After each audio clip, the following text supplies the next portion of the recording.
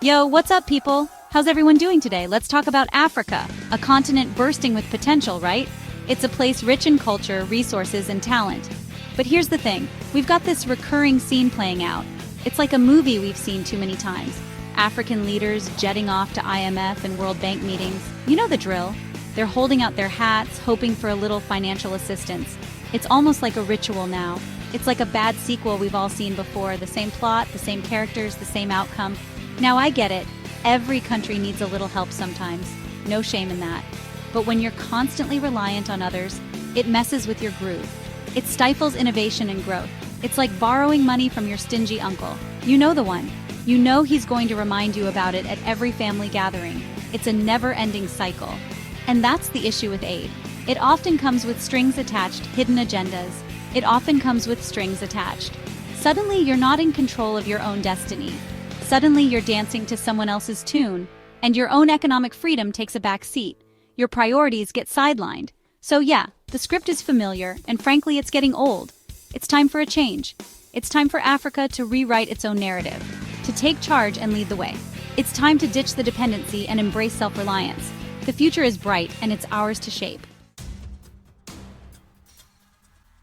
Let's talk about John Mbadi, a Kenyan member of parliament. He's not just any politician, he's a man on a mission. This guy went to those IMF and World Bank meetings, and he didn't come to play. He was there to make a statement, to shake things up. He called out the hypocrisy of developed nations, something many have been too afraid to do. You see, these countries preach about free trade and open markets, but their actions tell a different story. Yet, they slap tariffs on African goods faster than you can say economic sabotage. It's a double standard that Mbadi wasn't going to let slide.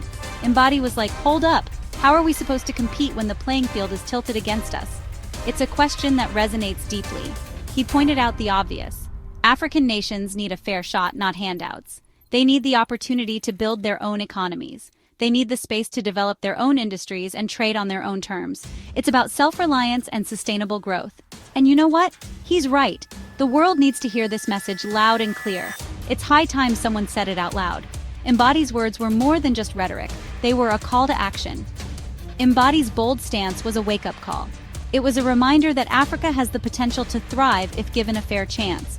It reminded everyone that Africa isn't looking for charity. It's looking for a fair chance to succeed. It's about time the world listened. Look, I'm not saying all aid is bad. Sometimes it's a lifeline in an emergency. But when it becomes a crutch, it creates a dangerous dependency. And let's be real, dependency comes at a price. First off, it chips away at a nation's dignity. It's like constantly having to ask your neighbor for sugar. After a while, you start feeling like a burden. And that feeling can seep into a nation's psyche, undermining its confidence and ambition. Second, aid often comes with conditions. It's like borrowing money from a loan shark. Sure, you get the cash, but you end up paying a hefty price in the long run. These conditions can dictate everything from economic policies to social programs, essentially eroding a nation's sovereignty. So, what's the alternative? Simple self-reliance. It's about time Africa tapped into its own vast resources and potential. And one of the keys to unlocking that potential is through stronger tax systems. Think about it. Every thriving economy needs a solid tax base. It's how governments fund essential services like education, healthcare, and infrastructure. But in many African countries, tax collection is, to put it nicely, inefficient. We're talking about loopholes big enough to drive a truck through. We're talking about wealthy individuals and corporations not paying their fair share. It's like a leaky faucet draining away resources that could be used for development. Section 5, the Kenyan example. Let's take Kenya as an example. This beautiful country is losing billions of dollars in potential tax revenue every year. Billions! That's money that could be used to build schools, hospitals, and roads. It's money that could be invested in the future. Now imagine if Kenya could plug those leaks in its tax system. Imagine if everyone, from regular citizens to multinational corporations, paid their fair share. The impact would be massive. It would be like giving the Kenyan economy a shot of adrenaline. And this isn't just a Kenyan thing. It's relevant across Africa. By strengthening tax systems, African nations can break free from dependency and chart their own course. Section 6. A shifting dialogue. Now, the good news is that there's a growing awareness of these issues. At the recent IMF and World Bank meetings, there was a noticeable shift in the conversation. People were talking about sustainable development, about empowering local communities, about moving away from a one-size-fits-all approach. It was refreshing to hear. It felt like people were finally starting to get it. They were starting to understand that real, lasting development comes from within, not from external handouts. But talk is cheap, right? We need action. We need to see these fine words translated into concrete policies and programs. Section 7. Green investments, clear intentions. One of the big topics at these meetings was climate change, and rightfully so. Africa is on the front lines of this crisis, even though it's contributed the least to causing it. Talk about unfair. Now, developed nations have pledged billions of dollars in climate financing to help developing countries adapt. But here's the thing. A lot of that money is stuck in bureaucratic limbo. It's like trying to get a refund from an airline. Good luck with that.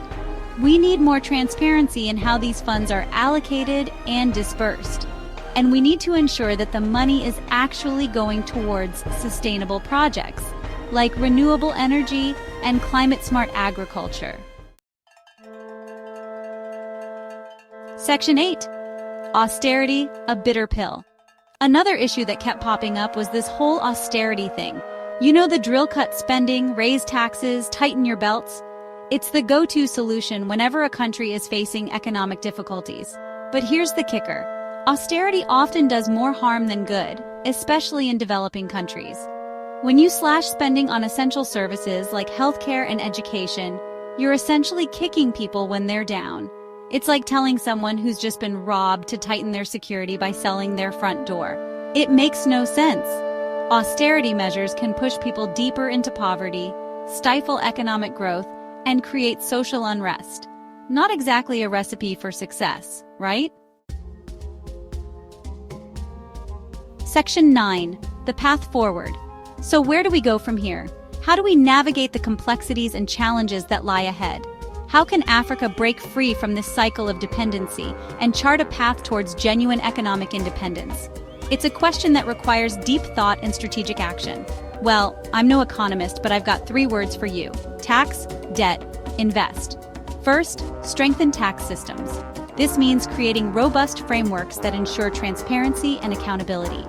Close those loopholes, make sure everyone pays their fair share, and use that revenue wisely. This revenue can then be funneled into essential services like healthcare, education, and infrastructure. Second, reduce debt dependence. Explore alternative financing mechanisms like green bonds and impact investing. These innovative solutions can provide the necessary capital without the heavy burden of traditional loans. And third, invest in sustainable growth. This isn't just about economic growth, but growth that benefits the environment and society as a whole. Focus on sectors with long-term potential, like renewable energy, agriculture, and technology. These sectors can create jobs, drive innovation, and ensure a resilient economy. Look, the journey won't be easy. There will be obstacles and challenges that test our resolve.